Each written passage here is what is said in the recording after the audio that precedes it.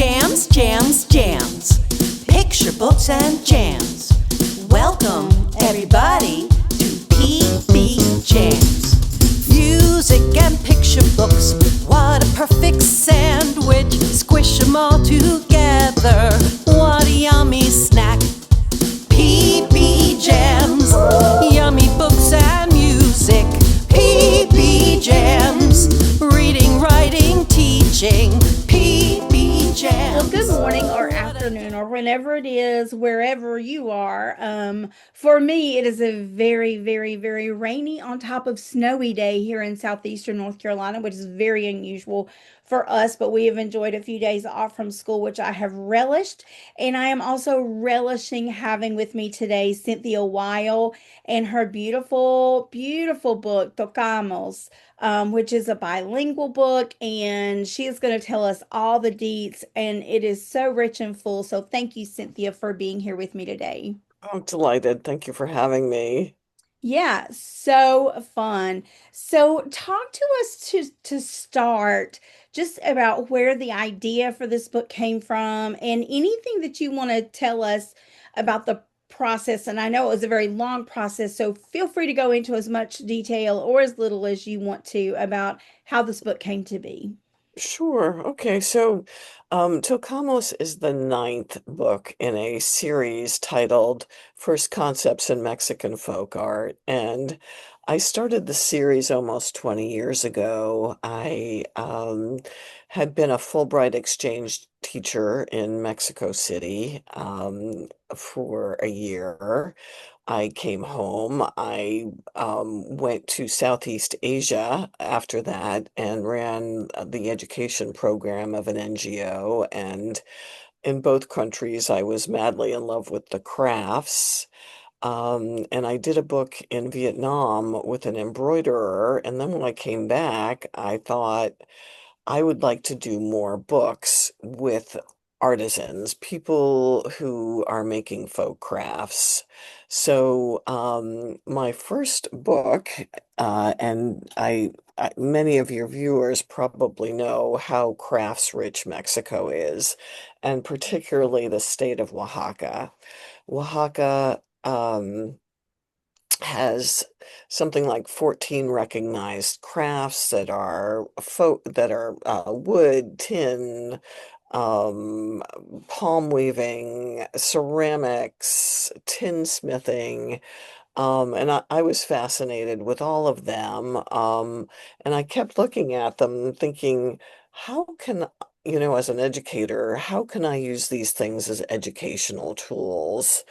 And I thought, I could use them in concept books to teach children concepts in English and Spanish. And so that is how my first book was born, Abecedarios. See here, there's his face. Amazing. It took many years to amass all the pieces for that book. But when it was done, the publisher in Texas said, we'd like some more of those books. And I thought, oh, twist my arm. Um, so the next book was Opposites, again, working with wood carvers, then colors, using different crafts from the region, ceramics. One book was all palm weaving. And one day I was up in this very remote area called the Sierra Norte, and I met a wood carver, and I bought this piece. And I took it home, and it literally sat on my shelf for 7 or 8 years as I looked Oh, at it. wow, really? Yes, tell me, Bertie, what do you want me to do with you? Wow. Yeah, so the other problem was this person lived so remotely. With all of the other artisans, I would literally sit with them every day while they were making the work so we could talk about size and proportion and Mm, colors. And many of them are not that familiar with the children's book genre since right. stories are passed through the oral tradition. So I really had to be around. When I actually presented the artisans, the Jimenez brothers, with copies of this book, they were so bewildered. They said, "This is what we were doing." I said, "Yeah, what did you think an alphabet book was?" They said, "Well, we thought you were writing a book about us." So, Oh, which would make sense because talk to them about their lives and, their artistic inspirations and oh, were they things going on. disappointed by that, do you think? Oh, Or not at all. Not at all. They yeah. did. They were not the slightest bit disappointed, but they were just, you know, they were Not what bemused, they I would say. expected. Yeah. Yeah. Now, So did you have back matter in those books about the artisans that you had worked with? Do you have stuff in the back about them? a little bit. Okay, Fill a lot of that in on my websites. gotcha. So, um, so yeah, so on and on we went, and Oh, I was sitting in, Oaxaca, Mexico. Many people go down there. It's a wonderful um, cultural city. It's not only beautiful architecturally, gastronomically, it's amazing, but it's also very well known for its crafts. So, um, and festivals. And so I would, on my Sundays when I wasn't working, I would sit in the town square, and there were always these wonderful local bands that would play and orchestras or, if there was a festival, you turn a corner and there would be, some guy with a tuba and a guitar coming at you and I really wanted to recreate all of that. And I remembered my Man in the Mountains. yes. And I kept thinking, I can't work with him. I can't get up there. I mean, it's positively treacherous in a rainstorm. You could be washed down the mountain. There are few passable roads. And then along came the magic of WhatsApp. Oh, right. Yeah. And so, I made a couple of preliminary visits and then we started communicating back and forth on WhatsApp. And although it wasn't as much fun as just sitting with the artisan every day, we could talk about every aspect. Is this color all right? What do you think of the decoration I put on this? Could you do this to that piece? And so we went back and forth for about 5 months as this wonderful Okay. artisan, Avelino Perez, made all of the figures for this book.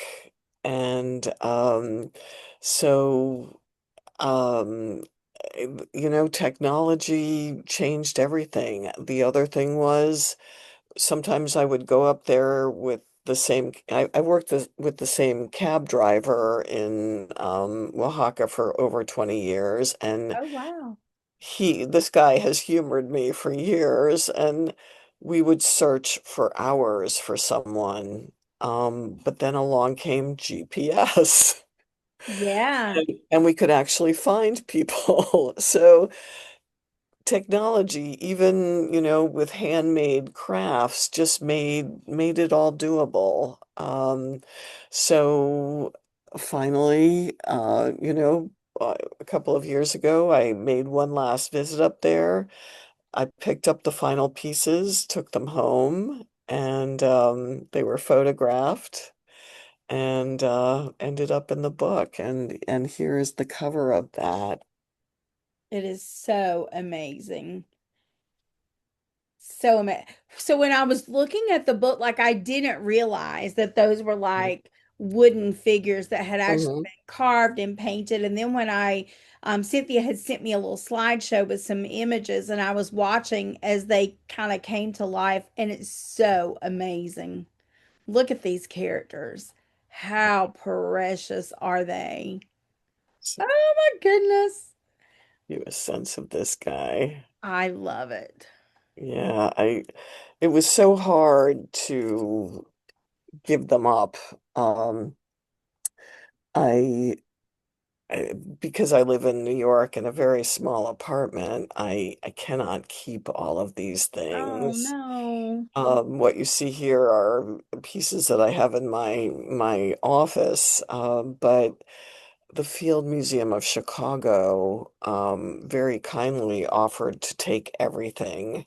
So Nice. it all gets packed up and trucked out to Chicago for the permanent Mesoamerican collection. But it's torture to give it away. I'm sure, because you're very invested with those characters and those little figurines. It's amazing. It's amazing. I love that. Um, oh my goodness, yeah.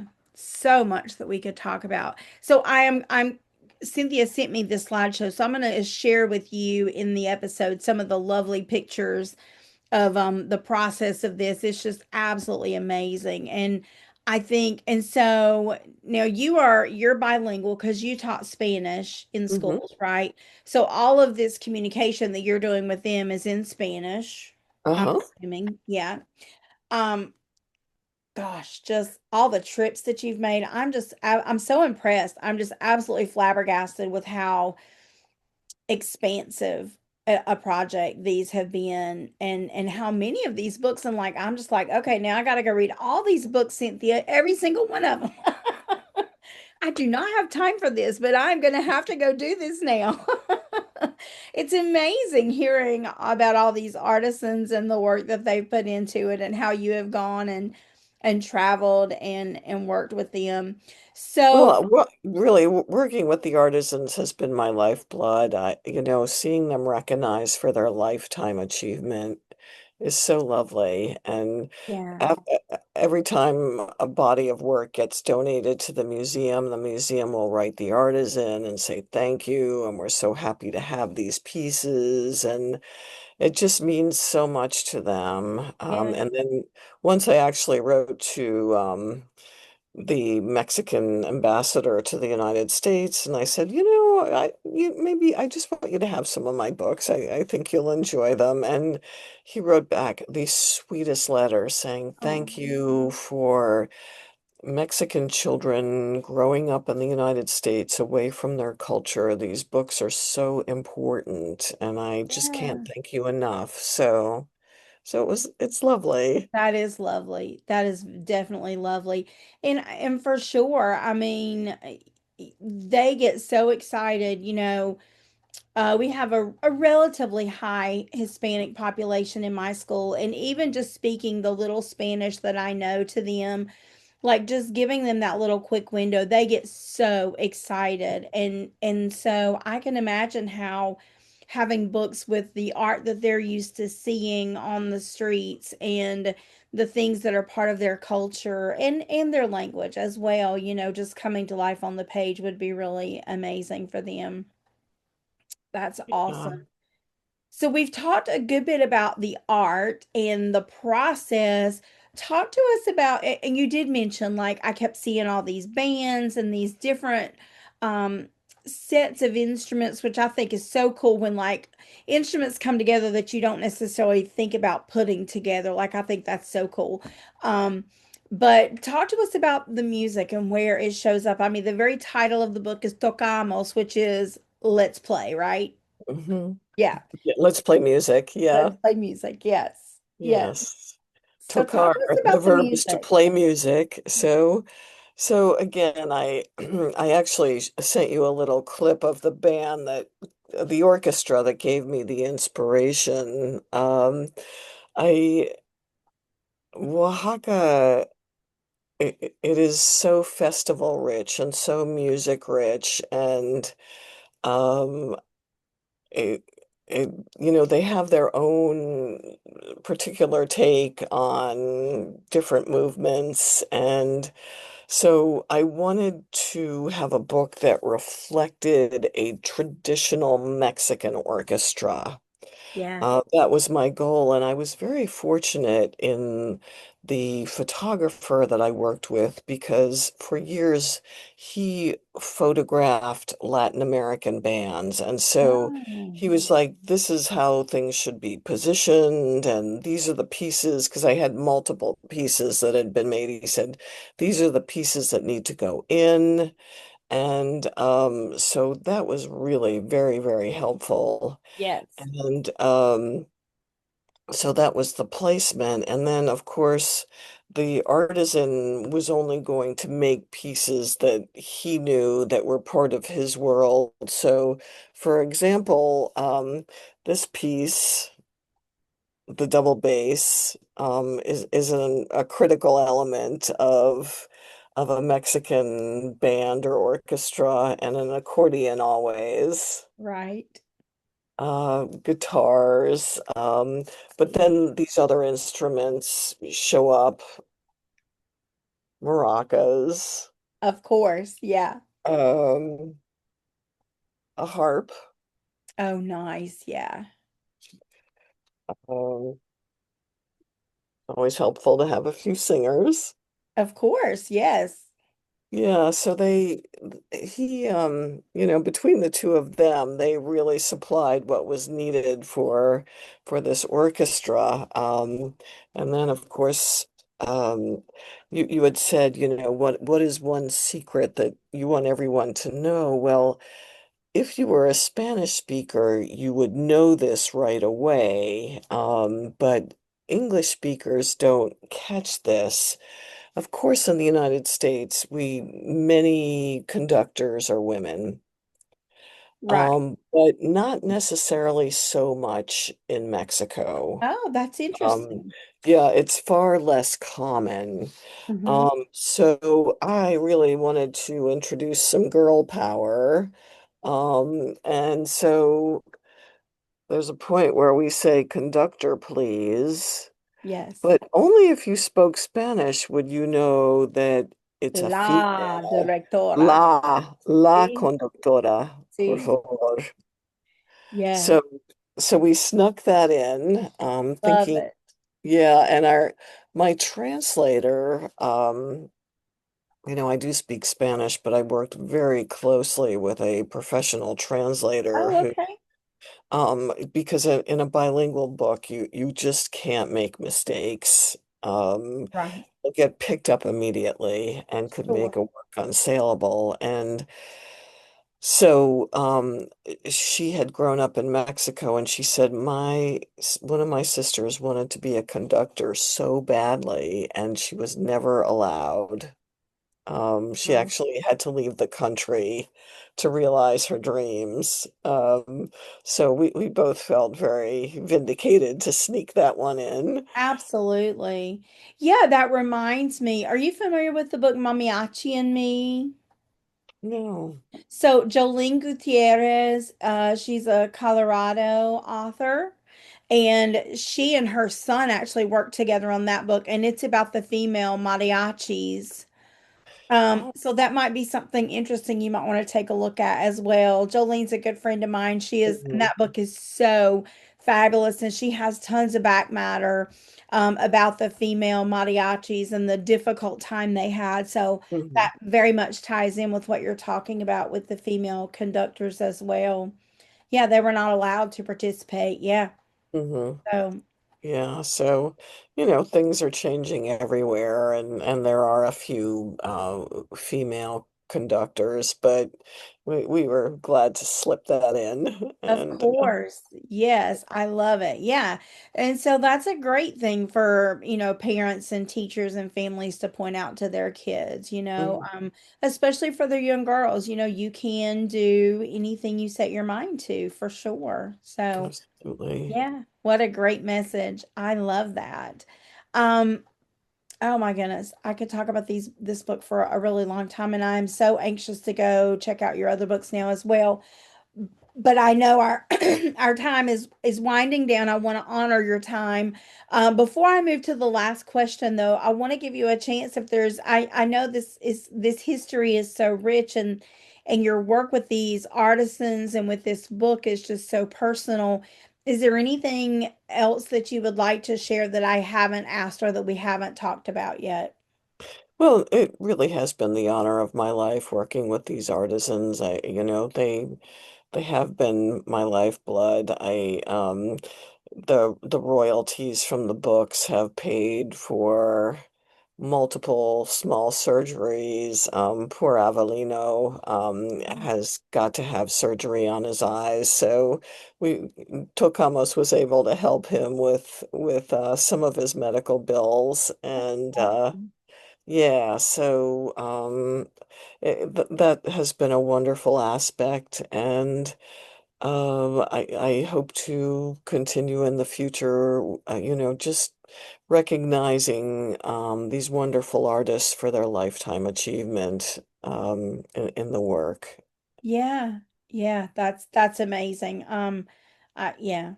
It's lovely when our work can do beautiful things beyond what happens on the page. Mhm. So that is really awesome. I have a question for you before we get to the last question. I am just very curious since you have obviously you love artisans and arts and crafts and those type things.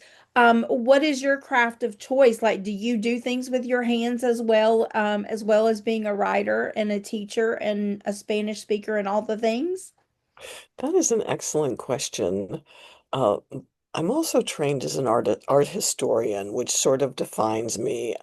I'm a brilliant admirer. Gotcha. My sister got all of the craft skill in her hands. She's a Okay. brilliant knitter, crocheter. I can't do anything. I can't paint. I can't draw. But I appreciate it 10,000%. I gotcha. I gotcha. I can relate to that really, really well. My sister got most of that type of artistic ability, and Mhm. I got the word ability and maybe a little bit of the music ability. And so yeah, I can relate to that very well. So when you're working with these artisans, do they try to draw you in and say, "Oh, you should try this, come and do this with us"? Have they done that at all? Oh, yes, Yeah. it was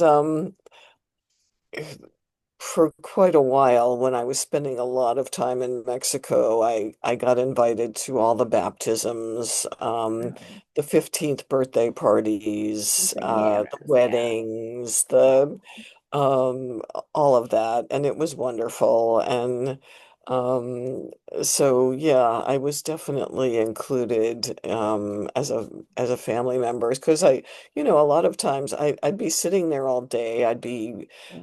babysitting for the kids while their parents worked. I'd be cleaning Right. up.